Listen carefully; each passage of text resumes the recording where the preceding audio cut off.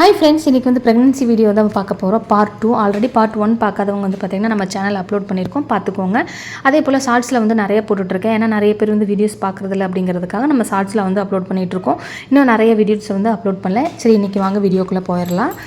இன்றைக்கி வந்து ஃபுல்லாக வந்து நான் வந்து என்ன பண்ணேன் அப்படின்னு கேட்டிங்கன்னா, மளிகை ஜாமான் எல்லாமே வாங்கிட்டு வந்துட்டேங்க. ஏன்னா நம்ம வந்து டெலிவரி ஆகி நம்ம ஹாஸ்பிட்டலில் இருக்கும்போது அதுக்கப்புறம் வீட்டில் வந்ததுக்கப்புறம் என்னால் வந்து மளிகை ஜாமானை போய் வாங்க முடியாது அப்படிங்கிறதுனால நான் எல்லாமே கொஞ்சம் தேவையான அளவு, ரொம்ப அதிகமாக வாங்கினாலும் அதை மெயின்டைன் பண்ண முடியாது அப்படிங்கிறதுனால அளவாக வாங்கிட்டு வந்துட்டேங்க. அளவாக வாங்கிட்டு வந்துட்டு அது எல்லாமே வந்து பாக்ஸில் ஸ்டோர் பண்ணி வச்சுட்டேன். அதுக்கு என்னோடய பையன் தான் ஹெல்ப் பண்ணாங்க. ஹெல்ப் பண்ணிவிட்டு இப்போ நான் ஒரு பாக்ஸாக எடுத்து போட்டு வச்சுட்டு நம்ம ஃபஸ்ட்டு வந்து பில் செக் பண்ணிவிட்டேன். என்றைக்குமே வந்து நம்ம வாங்கணும் அப்படின்னா பில் செக் பண்ணி தான் நான் வந்து அதை ஸ்டோர் பண்ணுவேன். அதே போல் ஜாமான் எல்லாமே, மளிகை பொருள் எல்லாமே வந்து க்ளீன் பண்ணி தான் வந்து நான் ஸ்டோர் பண்ணுவேன். இன்றைக்கி வந்து நான் அப்படியே ஸ்டோர் பண்ணிட்டேங்க. சரி வாங்க, இன்றைக்கி வந்து ப்ரெக்னன்சி ஸ்டோரி வந்து போட்டிருக்கோம் இல்லையா, அதில் வந்து நம்ம எதோட நம்ம ஸ்டாப் பண்ணோம் அப்படின்னு கேட்டிங்கன்னா, நம்ம வந்து என்னோடய டெலிவரி வந்து என்னோடய குழந்தை பிறக்கிற வரைக்கும் நான் ஸ்டோரி போட்டிருப்பேன். ஃபஸ்ட்டு ப்ரெக்னன்சி ஃபஸ்ட்டு வந்து பையன்தான். எனக்கு கிட்டத்தட்ட ஒரு 14 வருஷத்துக்கிட்ட ஆச்சு எனக்கு குழந்த பிறந்து.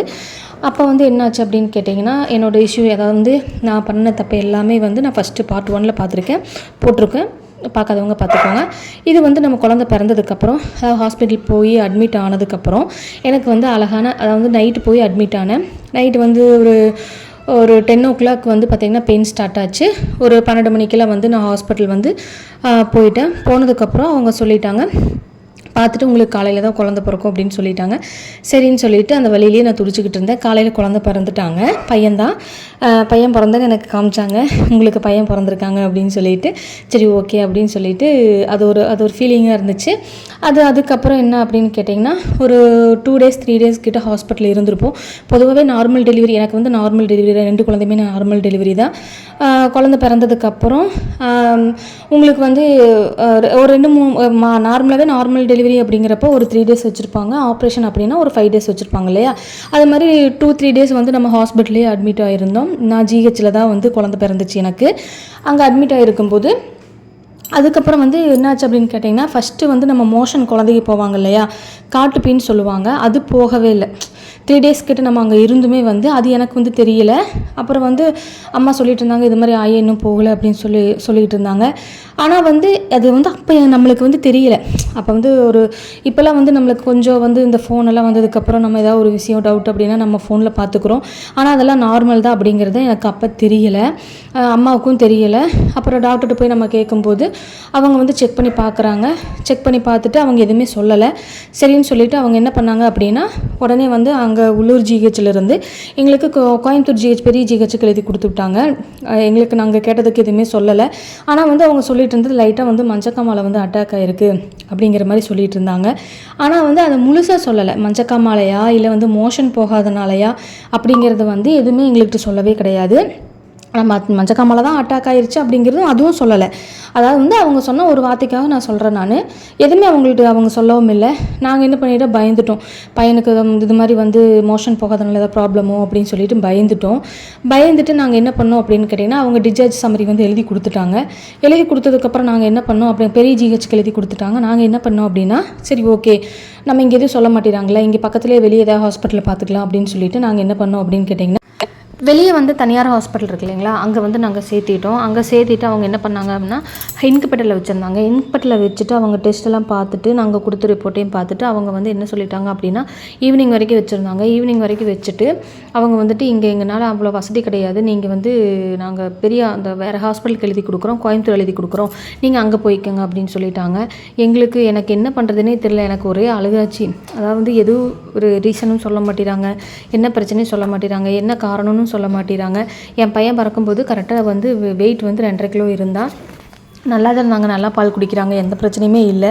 ஆனால் அவங்க எதுவுமே சொல்ல மாட்டேறாங்க அப்படின்னு சொல்லிட்டு எனக்கு வந்து ஒரே கவலையாயிருச்சு. அதுக்கப்புறம் சரி ஓகே எழுதி கொடுங்கன்னு சொல்லிட்டு அவங்க எழுதி கொடுத்தாங்க.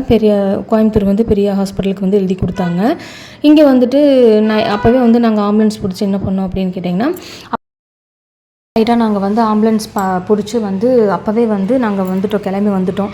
எவ்வளோ செலவாகும் என்ன ஏது எதுவுமே எந்த ஒரு இதுவுமே இல்லை. எங்கள்கிட்ட வந்து கையில் பணமும் கிடையாது. ரொம்ப சிரமப்பட்டோம் அந்த டயத்தில், வந்து ரொம்ப கஷ்டப்பட்டாங்க. அதான் வந்து நம்மளுக்கு என்ன நடக்குங்கிறது தெரியாது இல்லையா. இருந்த காசெல்லாம் செலவாயிருச்சு. ஆல்ரெடி நான் அட்மிட் ஆகி பிளட்டுக்காக வந்து நான் அட்மிட் ஆகியிருந்தேன். அதில் வந்து அம்மாவுக்கு கொஞ்சம் செலவாயிருச்சு. அதுக்கப்புறம் வந்து அம்மா வேலைக்கும் போகலை, வளகாப்புக்கு கொஞ்சம் செலவாயிருச்சு. அப்படி சடனாக எல்லாமே நடக்கும்போது என்ன பண்ணுறது என்னங்கிறது எதுவுமே ஒன்றுமே புரியலை. அதுக்கப்புறம் நாங்கள் என்ன பண்ணோம், சரி ஹாஸ்பிட்டல் அவங்க எழுதி கொடுத்த ஹாஸ்பிட்டல் பெரிய ஹாஸ்பிட்டல், ரொம்ப பெரிய ஹாஸ்பிட்டல், அங்கே வந்துட்டோம். அங்கே வந்துட்டு அட்மிட் பண்ணிட்டோம். அட்மிட் பண்ணினதுக்கப்புறம் என்ன பண்ணாங்க அப்படின்னு கேட்டிங்க, யாரையுமே எங்களை உள்ள விடலை, பார்க்குறதுக்கு யாரையுமே விடலை. என்னையும் எங்கள் வீட்டுக்காரை மட்டும் என்ன பண்ணாங்கன்னா அப்பப்போ உள்ளே விட்டுட்டு இருந்தாங்க. இதில் வந்து எனக்கு வந்து வயிற்று வலி ஸ்டார்ட் ஆயிடுச்சு. எதனால் வயிற்று வலி ஏன் என்னங்கிறது தெரியாமல் எனக்கு தனியாக அட்மிஷன் போட்டு என் பையனுக்கு தனியாக அட்மிஷன் போட்டு அந்த குழந்தைக்கு என்ன ப்ராப்ளம் என்ன ஏதுங்கிறது அவங்க சொல்லவும் மாட்டுறாங்க. நம்ம கேட்டாலும் அதுக்கு சரியான பதிலும் கிடையாது. என்ன பண்ணுறது என்ன செய்கிறதுங்கிறது அப்படி எதுவுமே எங்களுக்கு தெரியல. ஃபுல் பிளாங்காக தான் இருந்தோம். ஃபஸ்ட்டு நம்ம குழந்தை நல்லா இருந்தால் போதும், குழந்தைய காப்பாற்றின போதுங்கிற ஒரு எண்ணம் மட்டும்தான் எங்களுக்கு ஓடிட்டு இருந்துச்சு ஒழிய எவ்வளோ செலவாகுங்கிறது என்ன பண்ணுறது. அப்போ ரொம்ப கஷ்டப்பட்டு அம்மாகிட்ட இருந்த காசெல்லாம் கொஞ்சம் செலவும் பண்ணிட்டாங்க. கிட்டத்தட்ட அமௌண்ட் ரொம்பவே அதிகமாக செலவாயிருச்சு. நம்ம ரீசன் தெரிஞ்சு என்ன பிரச்சனைன்னு தெரிஞ்சால் கூட பரவாயில்ல, என்ன பிரச்சனைனே தெரியாமல் வந்து ஒரு ட்ரீட்மெண்ட் போயிட்டே இருக்குது அப்படிங்கிறப்போ விடவே மாட்டுறாங்க. அதாவது என் குழந்தைக்கு ஒரு வாரத்துக்கிட்ட வந்து நான் ஃபீடே பண்ணல, பாலும் கொடுக்கல, எதுவும் கொடுக்கல. அவங்க வச்சுருந்தாங்க. உள்ளே வந்து அப்பப்போ என்ன பண்ணுவாங்க, கொஞ்சம் தாய்ப்பால் மட்டும் வாங்கிட்டு போய் அவங்க சிரஞ்சு மூலியமாக வந்து கொஞ்சம் கொடுக்குறாங்க, அவ்வளோதான். ஃபுல்லாக இன்குபேட்டரில் வச்சு கையில் டியூப்பு, காலில் டியூப்பு, மூக்கில் எல்லாத்துலேயும் டியூப் போட்டு சொல்லி வச்சுருந்தாங்க. எங்களுக்குன்னா ஒரே பயமாயிருச்சு. அதாவது என்ன ரீசன் தெரிஞ்சு என்ன ப்ராப்ளம் தெரிஞ்சு வச்சுருந்தாங்க அப்படின்னா நம்மளுக்கு ஒரு ஆறுதலாக இருக்கும், ஒன்றும் பிரச்சனை இல்லை, நம்ம குழந்தை நல்லா தான் இருக்கும் அப்படிங்கிற மாதிரி இருக்கும். ஆனால் எதுவுமே சொல்லவும் மாட்டேறாங்க. எதுவும் அதாவது ரீசன் இதுதாங்க பிரச்சனை அப்படின்னா அதனாலும் பரவாயில்ல, சரி ஓகே அப்படின்னு ஏற்றுக்கலாம். எதையுமே சொல்லாமல் அவங்க பாட்டுக்கு ஒரு வாரம் வச்சுருந்து ட்ரீட்மெண்ட் பண்ணிக்கிட்டே இருந்தாங்க அப்படின்னா நம்ம என்ன நினைக்க முடியும், என்ன பிரச்சனைங்கிறது தெரியும். நம்ம மனசு அலமோதும் இல்லையா, ஐயோ நம்ம குழந்தைக்கு ஏதோ பிரச்சனையோ இதாயிருமோ அப்படின்னு சொல்லிட்டு நம்ம இவ்வளோ கஷ்டப்பட்டு நம்ம குழந்தை வந்து பிறந்து பெற்று நம்ம 10 மாதம் வந்து வயிற்றில் சமந்து அந்த குழந்தை பெற்றதுக்கப்புறம் நம்ம எவ்வளோ ஆசையாக இருந்திருப்போம். ஆனால் இவ்வளோ ப்ராப்ளம் வருது அப்படிங்கிறப்ப நம்மளால் அதை ஏற்றுக்கொள்ளவே முடியாது. அது மாதிரி ஒரு சுச்சுவேஷனில் தான் அங்கே இருந்தேன். அது இல்லாமல் எனக்கு வயிற்று வலி வேறு, இந்த பால் கொடுக்காம குழந்தைக்கு பால் கொடுக்காம எனக்கு வந்து ரொம்ப பால் கட்டு, அது ஜஸ்ட்டு வந்து ரொம்ப பெயினாக ஆரம்பிச்சிருச்சு. அதுலேயுமே வந்து அப்பப்போ பால் ரிமூவ் பண்ணிட்டு வந்துட்டு ரொம்ப கஷ்டப்பட்டேங்க. ரொம்ப கஷ்டப்பட்டேன். இதில் வயிற்று வலி ஏன் வந்துச்சுன்னே தெரியல. அதுக்கு ரீசன் என்னென்னு கேட்டிங்கன்னா, ஸ்கேன் பண்ணி பார்த்தாங்க, ஒன்றும் ப்ராப்ளம் இல்லை அப்படின்னு சொல்லிட்டாங்க. அது காரணம் என்னென்னு கேட்டிங்கன்னா, குழந்தை பிறந்தானே வயிறு கட்டுறேன்னு சொல்லிட்டு என்ன பண்ணாங்க அப்படின்னு கேட்டிங்கன்னா, எங்கள் பாட்டி அவங்க என்ன பண்ணாங்கன்னா, சின்னதாக ஒரு கயிறு மாதிரி கிழிச்சு விட்டு வயிற்றில் வந்து நல்லா டைட்டாக கட்டி விட்டுட்டாங்க. அது எனக்கு அப்போ தெரியல. வீட்டுக்கு வந்ததுக்கப்புறம் தான் கண்ணாடி பார்க்கும்போது ஃபுல்லாக வந்து மேலே ஃபுல்லாக புண்ணு, நிறைய புண்ணு.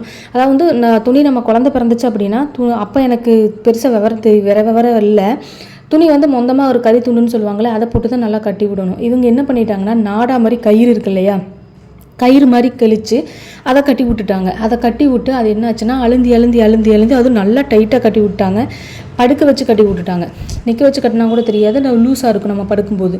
இது என்ன பண்ணாங்கன்னா, நம்ம படுக்க வச்சு அதை கட்டி விட்டுட்டாங்க. எனக்கு அப்போ விவரமும் தெரியல. அது என்ன ஆச்சுன்னா, மேலேருந்து கீழே வரைக்கும் அழுந்தி அது ரொம்ப புண்ணு மாதிரி ஆயிடுச்சு. அப்போ வயிறு இருந்ததுனால நம்மளுக்கு தெரியவும் தெரியல, இது மாதிரி புண்ணு தான் ஆயிடுச்சு, இதனால தான் வந்து நம்ம வலிக்குது அப்படிங்கிறது தெரியவும் தெரியல. இதில் வந்து நான் போய் ஹாஸ்பிட்டலில் எனக்கு தனியாக அட்மிஷன் போட்டு எனக்கு கிட்டத்தட்ட 20,000 ரூபா செலவு. அதான் வந்து எனக்கு ஸ்கேன் பண்ணி என்னென்னமோ பண்ணாங்க. என்னென்னு எனக்கு சரியாக ஞாபகம் இல்லை. அமௌண்ட் எவ்வளோ ஆச்சு அப்படிங்கிறது எனக்கு தெரியல. அப்போ அவ்வளோ விவரம் இல்லாதங்கிறனால தெரியல. எனக்கு தனியாக செலவு, தேவையில்லாத ஒரு செலவு. எனக்கு செக் பண்ணி பார்க்கும்போது ஸ்கேன் ரிப்போர்ட்டில் வந்து எனக்கு ஒன்றும் பிரச்சனை இல்லை அப்படின்னு சொல்லிட்டாங்க. சரி ஓகே சந்தோஷம் அப்படின்னு சொல்லிட்டு விட்டாச்சு. அதுக்கப்புறம் என் பையனுக்கு வந்து இது மாதிரி என்ன காரணம் என்ன ரீசன் எதுவுமே சொல்லாமல் ட்ரீட்மெண்ட் போயிட்டே இருந்ததுனால அதுக்கப்புறம் ஒரு வாரம் கழித்து ஓகே நல்லா இருக்காங்க அப்படின்னு சொல்லிட்டு பேபியை கொடுத்துட்டு ஓகே நல்லா இருக்காங்கன்னு நீங்கள் டிஸ்சார்ஜ் பண்ணிக்கோங்க அப்படின்னு சொல்லிட்டு கொடுத்துட்டாங்க. ஆனால் அந்த பணம் கட்டுறதுக்குள்ளே நாங்கள் படாத பட்டுட்டாங்க. எங்கள் வீட்டுக்காரர் எங்கள் அம்மாட்ட இருக்கிற காசு எங்கள் அம்மனால் முடிஞ்ச எவ்வளோ முடியுமோ அவளை பணம் கட்டி முடிச்சிட்டாங்க. அதுக்கப்புறம் அம்மாவிட்டையும் காசு இல்லாதனால அதுக்கப்புறம் எங்கள் வீட்டுக்காரர் கொஞ்சம் ரெடி பண்ணார். ஏன்னா ஃபஸ்ட்டு குழந்தைய நம்ம வந்து அம்மா தான் பார்க்கணும் அப்படிங்கிற காலங்காலமாக வச்சுருக்கிற ரூல்ஸாக என்னங்கிறது எனக்கு தெரியல. அதாவது நம்ம குழந்தை நம்ம பொண்டாட்டி நம்ம குழந்தைங்க அப்படிங்கிறப்ப அது நம்ம ஆட்டோமேட்டிக்காக நம்ம செஞ்சுட்டு போயிடலாம், தப்பே கிடையாது. இதுக்காக இவங்க தான் பண்ணணும் அவங்க தான் பண்ணணுங்கிற எதிர்பார்த்து எதுவுமே பண்ணக்கூடாதுங்க. அப்புறம் கடைசி கட்டத்தில் எங்கள் வீட்டுக்காரர் வந்து எதுவும் பண்ண முடியாதுங்கிறனால எங்கள் வீட்டுக்காரரும் கொஞ்சம், ஏன்னா அந்த டயத்தில் வந்து அவர்கிட்டையும் பணம் கிடையாது. இது மாதிரி ஒரு சுச்சுவேஷன் வரும்னு யாருமே எதிர்பார்க்க மாட்டாங்க இல்லையா. இந்த ஒரு 15 வருஷத்துக்கு முன்னால் இது மாதிரிலாம் நடக்கும் அப்படிங்கிறது தெரியாது. இப்போலாம் நம்ம ரொம்ப விழிப்புணர்வோடு இருக்கோம். நம்ம இது வந்துச்சுன்னா என்ன பண்ணுறது அப்படின்னு அதுக்குண்டான நம்ம ப்ரிப்பேர்டாக இருக்கோம். ஆனால் அப்போல்லாம் அப்படி கிடையாது. மேக்ஸிமம் எல்லாத்துக்குமே தெரியும். நம்ம ஜிஹெச்சில் தான் டெலிவரி பார்க்குறோம், பெருசாக செலவு இருக்காது அப்படிங்கிற மாதிரி ஒரு மனப்பான்மையில் இருந்ததுனால பெருசாக யாருக்குமே அது தெரியல. ஆனால் இருந்தாலுமே அம்மா கொஞ்சம் வந்து பணமெல்லாம் அம்மாவுக்கும் தெரியும் இல்லையா, அதனால் கொஞ்சம் பணமெல்லாம் வச்சுருந்தாங்க. எல்லாம் பண்ணிவிட்டு சரி ஓகே அப்படின்னு சொல்லிட்டு செலவு பண்ணிட்டாங்க. அம்மானால் முடிஞ்ச அளவுக்கு பண்ணிட்டாங்க. அதுக்கப்புறம் வந்து எங்கள் வீட்டுக்கார் பண்ணிட்டாரு. இருந்தாலுமே இப்போலாம் வந்து நம்மளுக்கு நிறைய விழிப்புணர்வு வந்துருச்சு. நம்ம என்ன பண்ணணும், என்ன செய்யணும் அப்படிங்கிறது எல்லாமே தெரியறதுங்கிறனால அதுக்கு உண்டான நம்ம பக்குவமாக வந்து எல்லாமே பிளான் பண்ணிக்கிறோம். அப்போ தெரியல, முடிஞ்ச அளவுக்கு நம்ம ஒரு குழந்தை பிளான் பண்ணுறோம் அப்படின்னா எல்லாத்துக்கும் நம்ம தயாராக இருந்துக்கணும். அதுதான் உண்மை, அதுதான் சரியும் கூட. சரி ஓகே, அது விட்டுறலாம். அதுக்கப்புறம் வந்து நம்ம குழந்தையெல்லாம் கையில் கொடுத்ததுக்கப்புறம் எங்களுக்கு ரொம்ப சந்தோஷம். அதுக்கப்புறம் எந்த பிரச்சனையுமே இல்லை. நாங்கள் வீடு கூட்டிகிட்டு வந்துட்டோம், ரொம்ப சந்தோஷமாக இருந்தோம். குழந்தைய வந்து அம்மா வீட்டில் வந்து 5 மாதம் வரைக்குமே இருந்தேன். இதில் வந்து நான் என்ன சொல்ல வரேன்னா, எதனால் இந்த ப்ராப்ளம் ஆச்சு அப்படிங்கிறது எனக்கு தெரியல. ஆனால் எனக்கு தெரிஞ்சு அவங்க ப்ராப்ளம் மஞ்சள் காமலை லைட்டாக அட்டாக் ஆகிருக்கு அப்படிங்கிற விஷயம் சொல்லலை. ஒரு வார்த்தை அவங்க சொன்னது ஜிஹெச்சில் சொன்னதுன்னா ஒரு வேளை இருக்கலாம் அப்படின்னு சொன்னாங்க. ஒரு வேளை இருக்கலாம் அப்படிங்கிறதுக்கு நம்மளை என்ன அர்த்தத்தில் எடுத்துக்கிறதுங்கிறது தெரியல. அதனால நான் என்ன சொல்லுவேன்னா, ஒருவேளை நான் மாசமாக இருக்கும்போது அந்த அரிசி சாப்பிட்டதுனாலையோ இல்லை திருநீர் ஹெல்த்தியாக அந்த ஃபுட்டு எடுத்துக்காதனாலையும் கூட இது மாதிரி ஆயிருக்கலாம் அப்படிங்கிறத எனக்கு தோன்ற ஒரே விஷயம். இதை வந்து சரி ஓகே, நம்ம இனிமேல் இது மாதிரி தப்பு பண்ணக்கூடாது. நான் எதுவுமே சாப்பிட மாட்டேன், காய்கறியிலேருந்து பழகுலேருந்து எதுவுமே சாப்பிடாம இது ஒரு வேளை இதனாலையும் கூட ஆயிருக்கலாம் அப்படிங்கிற மாதிரி எனக்குள்ளே ஒரு மைண்டு வந்து ஓடிக்கிட்டே இருக்குது. இது மாதிரி நீங்களும் உங்களுக்கும் இது மாதிரி ஏதாவது ஒரு இது நடக்கும்போது நீங்கள் எந்த கவலையாக இருந்தாலும் தூக்கி எறிஞ்சிருங்க. நம்ம மாசமாக இருக்கும்போது நம்ம குழந்தை, நம்ம ஆரோக்கியம், இதை மட்டும்தான் பார்க்கணும். இப்போ கடைசியாக நான் வந்து இந்த 3rd பேபிக்கு குழந்தைக்கு நான் செக் பண்ண போகும்போது அவர் சொன்ன ஒரே வார்த்தை எனக்கு ரொம்ப பிடிச்சிருந்துச்சு.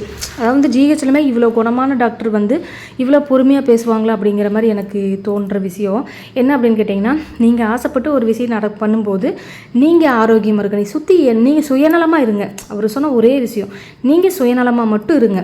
நீங்கள் உங்களுக்காக குழந்தை பெற்றுக்கும் போது நீங்கள் யாரை பற்றி கவலைப்படுது, ஹஸ்பண்டு குழந்தைங்க இதை பற்றிலாம் நீங்கள் கவலையப்படாதீங்க.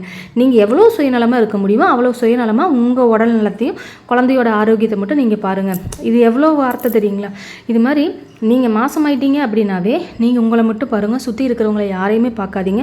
எல்லாருமே நம்மளை வேதனைப்படுத்துறதுக்காக மட்டும்தான் நம்ம இருப்பாங்களே ஒழிய ஆறுதலுக்காக இருக்க மாட்டோம்.